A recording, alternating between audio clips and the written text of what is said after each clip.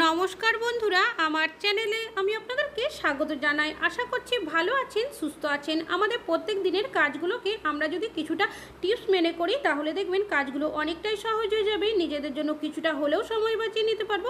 তেমনই কিছু ছোট ছোট ইউজফুল টিপস শেয়ার করব। চলুন দেখে নেওয়া যাক আজকের প্রথম টিপসটা আপনাদের কাছে কী শেয়ার নিয়েছি। রূপোর নুপুর। আমরা অনেকেই কিন্তু রূপোর কোনো না কোনো জুয়েলারি ব্যবহার করে থাকি। কিছুদিন ব্যবহার করার পর দেখবেন রূপোর যে একটা গ্লেজ সেটা চলে যায়, তাছাড়া অনেক সময় নোংরা বসে যায়, যার কারণে আমরা কি করি, বাজারে দোকানে নিয়ে গিয়ে রূপোর জিনিসগুলো আমরা কিন্তু পলিশ করিয়ে নিয়ে আসি। এতে করে অনেকগুলো টাকাও খরচ হয়। তো আপনারা দোকানে না নিয়ে গিয়ে বাড়িতেই কিন্তু খুব সহজেই এই রূপোর জুয়েলারিগুলো পরিষ্কার করে নিতে পারেন। তো নিয়ে নিয়েছি এখানে আমি কোলগেট বা টুথপেস্ট যে কোনো জিনিস নিতে পারেন, তবে সাদা ধরনের কিন্তু নিতে হবে। একবার ব্যবহার করার মতো আমি পুরনো ব্রাশের মধ্যেই কোলগেটটা নিয়ে নিয়েছি, সামান্য পরিমাণের জল দিয়ে দিয়েছি, ওপর থেকে আঙুলের সাহায্যে ঘষে নিয়েছি। এবার এই যে রূপোর নুপুরগুলো রয়েছে তার মধ্যে আমি এভাবে হালকা করে ঘষে নেব। এখানে ব্রাশের ব্যবহার এই কারণেই করেছি, অনেক সময় দেখবেন যে ডিজাইনগুলো থাকে তার মধ্যে নোংরাগুলো জমে থাকে, সহজে উঠতে চায় না। তো এইভাবে যদি ব্রাশের সাহায্যে আমরা হালকাভাবে ঘষে নিই তাহলেই দেখবেন খুব সহজেই কিন্তু এই নোংরাগুলো উঠেও যাবে, এমনকি টুথপেস্ট দেওয়ার কারণে খুব সহজেই কিন্তু পরিষ্কার হয়ে যাবে। তো এই নুপুরগুলো আমি জল দিয়ে আপনাদেরকে ধুয়েও দেখিয়ে দেবো।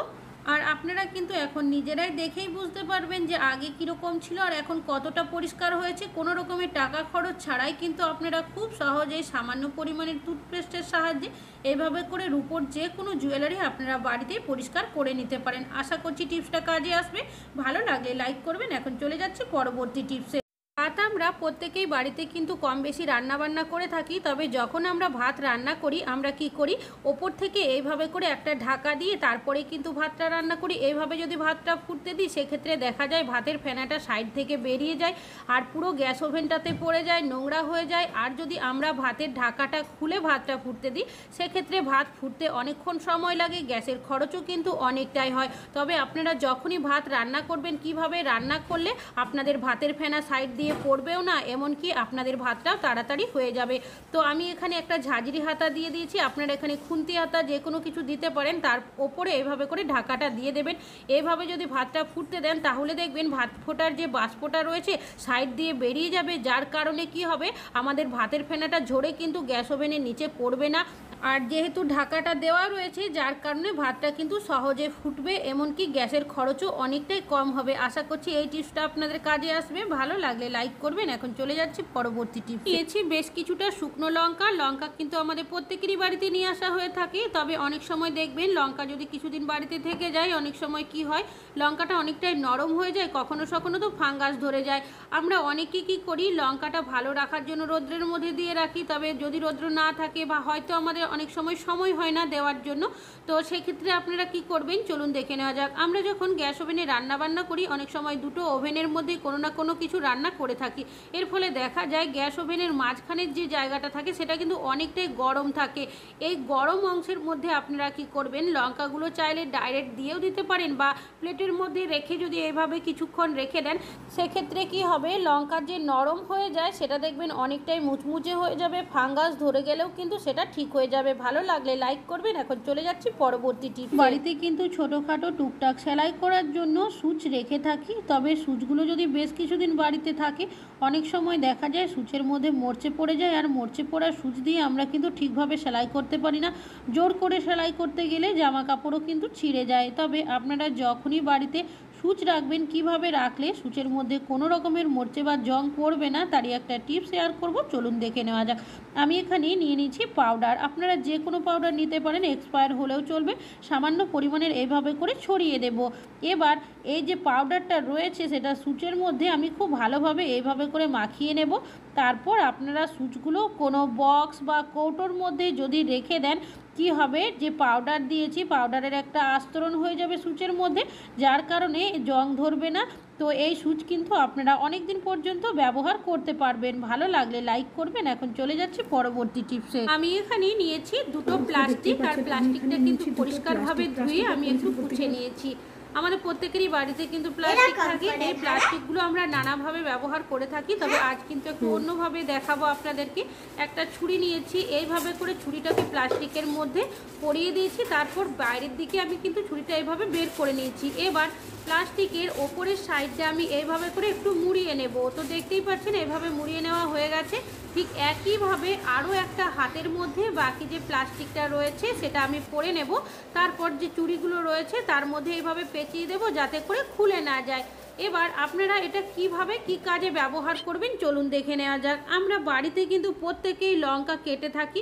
অনেক সময় যখন আমরা লঙ্কা কাটতে যাই, লঙ্কা যদি অনেকটাই ঝাল হয় সেক্ষেত্রে হাত জ্বালা করতে থাকে, তখন আমাদের অনেকটাই সমস্যা হয়। বাড়িতে ছোট বাচ্চারা থাকলে তাদের অনেক সময় হাত দিয়ে দিই। তো আপনারা কি করবেন, এইভাবে করে দুটো প্লাস্টিক পরে নেবেন। তারপর যদি আপনারা লঙ্কাগুলো এইভাবে কাটেন তাহলে দেখবেন আপনাদের হাত কিন্তু কোনোভাবেই জ্বালা করবে না। খুব সহজেই আপনারা কিন্তু লঙ্কাটা কেটে নিতে পারবেন। বলছি আপনাদের এই টিপসটিও কাজে আসবে। ভালো লাগলে লাইক করবেন। এখন চলে যাচ্ছি পরবর্তী টিপসে। আমি এখানে নিয়েছি বেশ কিছুটা বড়ি। বড়িটা কিন্তু ভালো মতো ভেজে নিয়েছি। আমরা এমন কিছু কিছু রান্না করে থাকি যেগুলোতে দেখবেন ভাজা বড়ির ব্যবহার করি, তবে অনেকে আমরা কি করি রান্নার শুরুতেই কিন্তু বড়িগুলো ভেজে দিয়ে দিই। তো এইভাবে যদি বড়িগুলো দেওয়া হয় সেক্ষেত্রে দেখা যায় বড়িটা অনেকটাই নরম হয়ে যায়। তো আপনারা যখনই রান্নাতে বড়ি ব্যবহার করবেন, বড়িটা কি করবেন, যখন রান্নাটা হয়ে যাবে শেষের দিকে আপনারা এইভাবে করে গুঁড়ো করেও দিতে পারেন বা চাইলে গোটাও দিতে পারেন।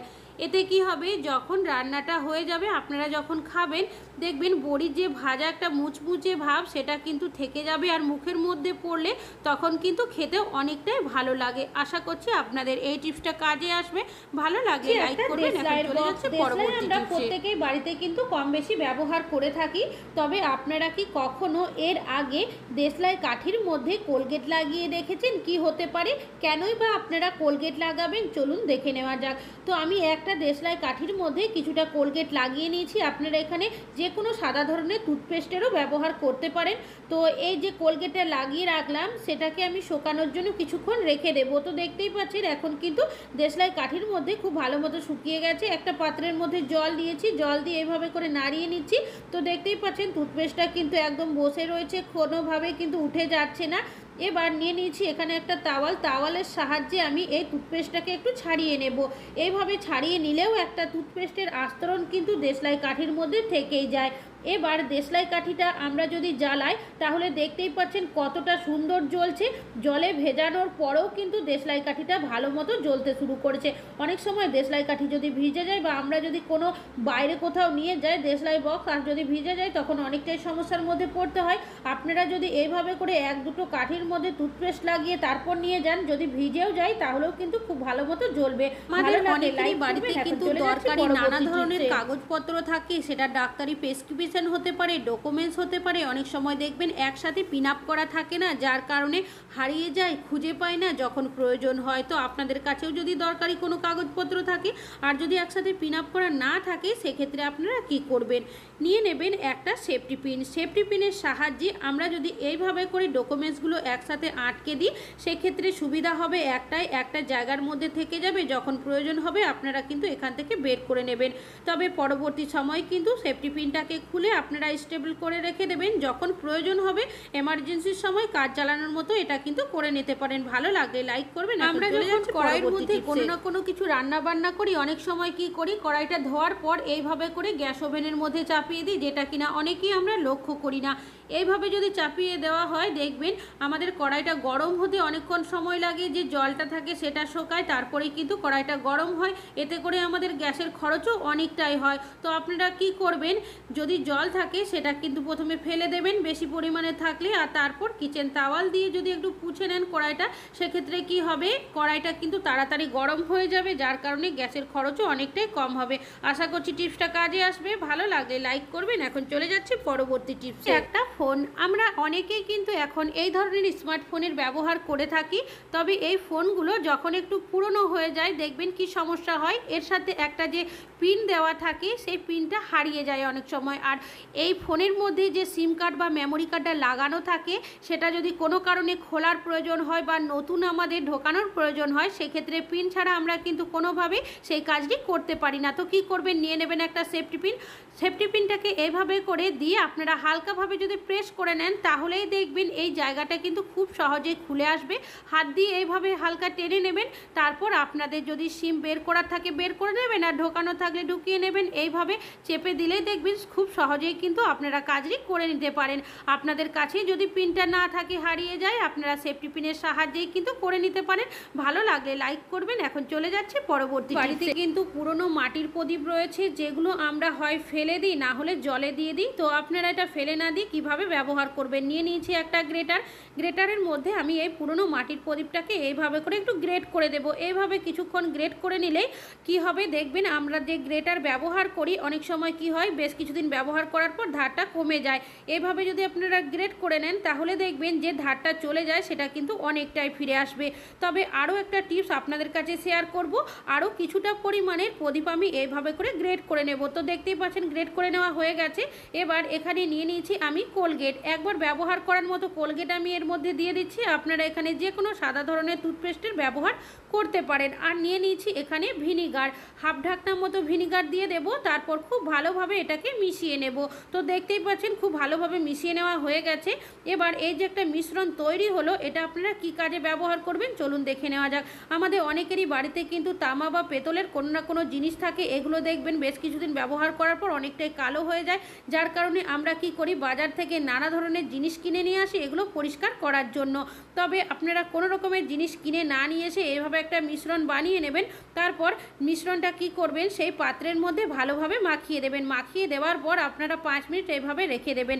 ফিরে আসছি 5 মিনিট পর। এখানে নিয়ে নিয়েছি একটা স্ক্রাবারের সাহায্যে হালকাভাবে ঘষে নিচ্ছি। আর এটা কিন্তু আমার ঠাকুরের বাসন মাজার স্ক্রাবার। পাচ্ছেন আমি কিন্তু হালকাভাবে পুরো প্রদীপটাকে ঘষে নিয়েছি। এবার নিয়ে নেব একটা পাত্রের মধ্যে বেশ কিছুটা পরিমাণের জল। তো জলটার মধ্যে দিয়ে প্রদীপটাকে ধুয়ে নিচ্ছি। তো দেখতেই পাচ্ছেন কতটা পরিষ্কার হয়েছে। আশা করছি আপনাদের এই টিপসটিও কাজে আসবে। ভালো লাগলে লাইক করবেন। আজকে এখানেই শেষ করছি।